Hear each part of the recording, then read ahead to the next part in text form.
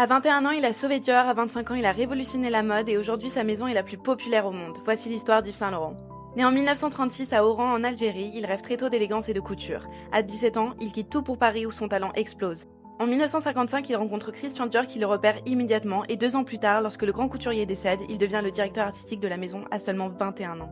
Sa première collection trapèze fait sensation. Elle relance la maison et affirme déjà un style plus libre, jeune et féminin. Mais en 1960, il est appelé à faire son service militaire, duquel en revenant, il apprendra qu'il aura été remplacé chez Dior. En 1961, avec Pierre Berger, il fonde sa propre maison, Yves Saint Laurent Couture. Il ose alors ce que personne n'avait osé avant lui.